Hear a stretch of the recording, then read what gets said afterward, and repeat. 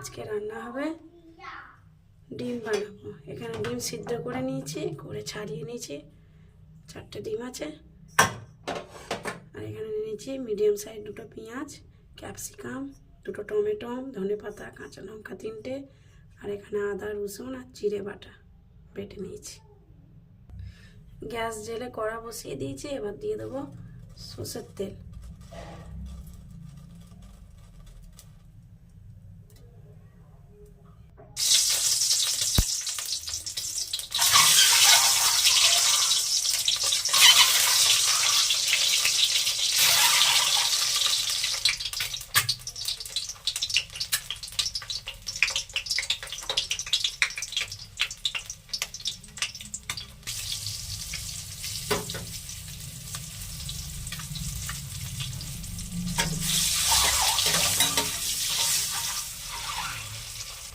ডিমগুলো লাল লাল করে ভেজে নিয়েছি। এবার আমি তুলে নেব।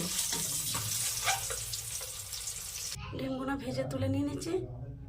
এবার ওই তেলের মধ্যে দিয়ে দেবো ফোড়নে গোটা জিরে আর তেজপাতা 2টো।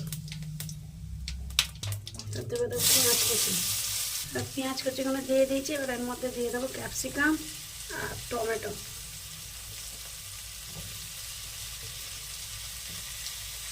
এবার পরিমাণ মতো লবণ দিয়ে দেবো।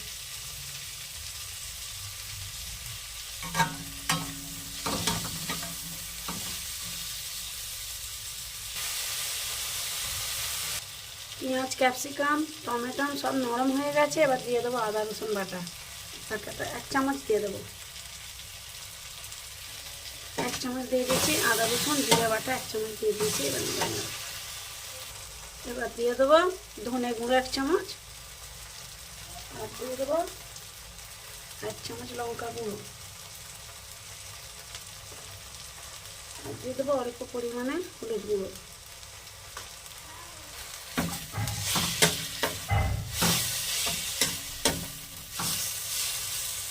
আর দিয়ে দেবো কাঁচা লঙ্কা কুচানো।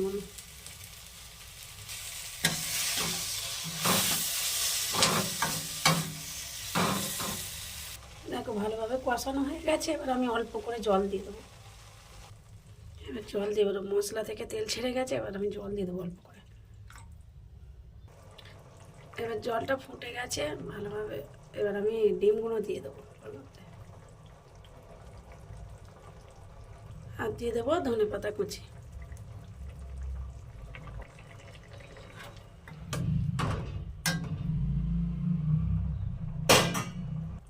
ডিমের রেসিপিটা হয়ে গেছে। এবার দিয়ে দেবো সবশেষে গরম মশলা 1/2 চামচ। গরম মশলা দিয়ে দিয়েছি। এবার নেড়ে নেবো একটু। এই ডিমের রেসিপিটা গ্রেভি গ্রেভি বানাতে হয়। এরকম ডিমের রেসিপি থাকলে গরম ভাত, রুটি, পরোটার সাথে খুব সুন্দর লাগে খেতে।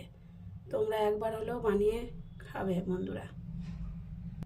রেসিপিটা ভালো লাগলে লাইক, সাবস্ক্রাইব করে দেবে। এখানেই শেষ করছি।